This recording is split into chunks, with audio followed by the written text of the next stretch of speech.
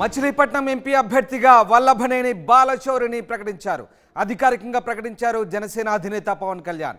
TDP, BJP, Janasena కూటమిలో భాగంగా బాలశౌరిని బరిలో నిలిపారు పవన్ కళ్యాణ్. ప్రస్తుతం మచిలీపట్నం సిట్టింగ్ ఎంపీగా ఉన్నారు బాలశౌరి. 2019లో వైసీపీ తరపున ఎంపీగా గెలిచారు. ఫిబ్రవరి 4న వైసీపీకి గుడ్ బై చెప్పి జనసేనలో చేరారు బాలశౌరి. మచిలీపట్నం టికెట్పై పవన్ కళ్యాణ్ తీవ్ర కసరత్తు చేశారు. ప్రముఖ పారిశ్రామికవేత్త రంగంలోకి దించాలనుకున్నారు, కానీ చివరికి బాలశౌరిని మళ్ళీ రంగంలోకి దించారు పవన్ కళ్యాణ్. ఎస్, మా ప్రతినిధి రాజేష్ ప్రస్తుతం లైవ్లో అందుబాటులోకి వచ్చారు.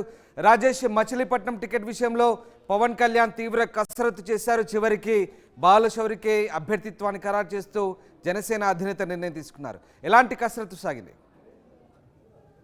అంటే మచిలీపట్నం పార్లమెంట్ కి సంబంధించి బాలశౌరికి టికెట్ అనేది ఆయన జాయిన్ అయినప్పుడే, జనసేనలో జాయిన్ అయినప్పుడే ఆయనకి ఖరారు అయిపోయింది. కానీ మధ్యలో కొంత గ్యాప్ వచ్చింది. మచిలీపట్నం పార్లమెంట్ వేరే వాళ్ళకి ఇస్తే బాగుంటుంది అభిప్రాయంలో పవన్ కళ్యాణ్ ఉండడం, కొంత కసరత్తు కూడా చేయడం జరిగింది. ఒకానొక టైంలో నాగబాబు పేరు కూడా ప్రచారంలోకి వచ్చింది. నాగబాబుని మచిలీపట్నం ఎంపీగా పంపిస్తాను ఒక ప్రచారం వచ్చింది. తర్వాత బండారు నరసింహ ఒక పారిశ్రామికవేత్త పేరు వచ్చింది. ఇలా రకరకాల పేర్లు మచిలీపట్నం వచ్చాయి.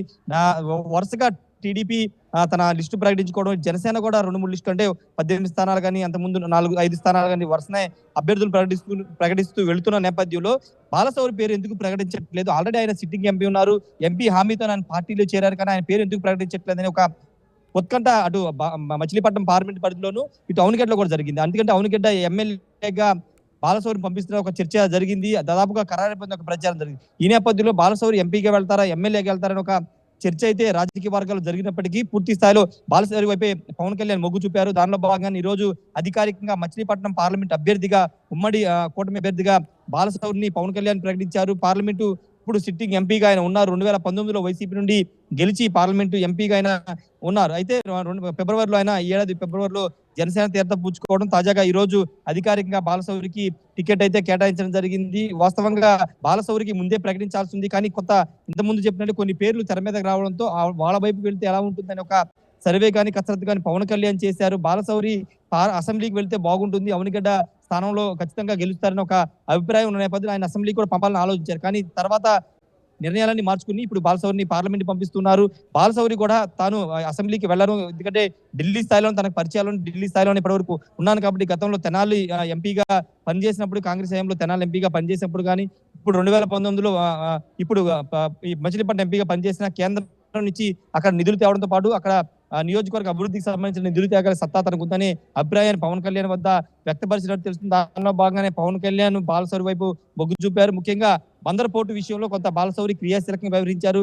జాతీయ స్థాయికి సంబంధించి అనుమతులు తేవడం కానీ, కొన్ని కీలకమైనటువంటి నిర్ణయాలకు సంబంధించి కూడా బాలశౌరి క్రియాశీలకంగా వ్యవహరించారు. కాబట్టి ఢిల్లీ స్థాయిలో ఉంటే బాలశౌరి రాబోయే రోజుల్లో మొత్తం 7 అసెంబ్లీ సెగ్మెంట్ సంబంధించినటువంటి పార్లమెంట్ పరిధిలో అభివృద్ధి జరిగే అవకాశం, నిధులు కూడా తెచ్చే అవకాశం అనే భావనలో పవన్ కళ్యాణ్ బాలశౌరి వైపే మొగ్గు చూపారని తెలుస్తుంది. ఇప్పటివరకు బాలశౌరి ప్రకటనతో, ఎంపీ అభ్యర్థి ప్రకటనతో ఇప్పటివరకు పార్లమెంట్ స్థానాలతో పాటు పారిశ్రామికవేత్త పేరు కూడా వినిపించింది, బండారు నరసింహారావు, అలాగే నాగబాబు పేరు కూడా వినిపించింది. చివరికి బాలశౌరి వైపే పవన్ కళ్యాణ్ మొగ్గు చూపారు. ఏ అంశాలు ఆయనకు అనుకూలంగా మారాయి? ఇక్కడ బాలశౌరికి ప్రధానంగా అనుకూలించే అంశం ఏంటంటే, అక్కడ సిట్టింగ్ ఎంపీగా 2019లో గెలిచి ఉన్నారు కాబట్టి అదే ప్రధాన సానుకూల అంశం. రెండోది కాపు సామాజిక వర్గానికి సంబంధించినటువంటి నేత కావడంతో పూర్తిగా బందర్ పార్లమెంట్ ఉన్నటువంటి 7 అసెంబ్లీ స్థానాల్లో దాదాపు 4-5 స్థానాల్లో కాపు డామినేషన్ ఉన్నటువంటి నియోజకవర్గాలు, అటు బందర్ కానీ, అవనిగడ్డ కానీ, లేకపోతే కైకులూరు సంబంధించి పెడను ఇవన్నీ కూడా కొంత కాపు ఓటు బ్యాంక్ అధికంగా ఉన్నటువంటి నియోజకవర్గాలు కావడంతో బాలశౌరి వైపే పవన్ కళ్యాణ్ మొగ్గు చూపారు. రెండోది ఆయన సిట్టింగ్ ఎంపీగా పనిచేశారు కాబట్టి, ఖచ్చితంగా ప్రజలు 5 సంవత్సరాలు ఉన్నారు కాబట్టి, తెలిసి ఉన్నారు కాబట్టి, కొత్త అభ్యర్థిని పెట్టడం కంటే ఆల్రెడీ తెలిసిన వ్యక్తిని పెట్టడం ద్వారా గెలిచే అవకాశాలు ఎక్కువ ఉంటాయని కూడా పవన్ కళ్యాణ్ నిర్ణయం తీసుకున్నారు. అంతేకాదు టీడీపీ సంబంధించినటువంటి మాజీ ఎంపీ కొనకళ్ళ నారాయణ కూడా జనసేన అధినేత పవన్ కళ్యాణ్ కి బాలశౌరి పేరే సూచించినట్టు తెలుస్తుంది. ఎందుకంటే కొనకళ్ళ నారాయణ కూడా 2014-19 వరకు మచిలీపట్నం ఎంపీగా పనిచేసి ఉన్నారు కాబట్టి, అక్కడ టీడీపీ జనసేన పొత్తు ఉంది కాబట్టి, అక్కడ టీడీపీ క్యాడర్ కూడా ఎవరైతే గెలిచే పనిచేస్తారనే అంశాన్ని కూడా టీడీపీ వైపు నుంచి కూడా సమాచారం తీసుకుని వాళ్ళ అభిప్రాయాలు కూడా తీసుకున్న తర్వాతే పవన్ కళ్యాణ్ బాలశౌరి వైపు మొగ్గు చెప్పారు. అందుకే బాలశౌరి పేరును ప్రకటించారు. Ramdas. Right, yes, thanks for the update Rajesh. ఇది మొత్తం మీద మచిలీపట్నం ఎంపీ అభ్యర్థిగా వల్లభనేని బాలశౌరిని అధికారికంగా ప్రకటించింది జనసేన. ఈ మేరకు పవన్ కళ్యాణ్ ఒక స్టేట్మెంట్ విడుదల చేశారు. టీడీపీ జనసేన బీజేపీ కూటమిలో భాగంగా బాలశౌరిని పవన్ కళ్యాణ్ బరిలో నిలిపారు. ప్రస్తుతమైన మచిలీపట్నం సిట్టింగ్ ఎంపీగా ఉన్నారు. 2019లో వైసీపీ తరఫున గెలిచారు. ఫిబ్రవరి 4న వైసీపీకి గుడ్ బై చెప్పి జనసేనలో చేరారు బాలశౌరి. మచిలీపట్నం టికెట్పై పవన్ కళ్యాణ్ తీవ్ర కసరత్తు అనంతరం బాలశౌరి వైపే మొగ్గు చూపారు. అంతకుముందు ప్రముఖ పారిశ్రామికవేత్త బండారు నరసింహారావు, నాగబాబు పేర్లు వినిపించినప్పటికీ చివరికి బాలశౌరికి ఓటేశారు పవన్ కళ్యాణ్.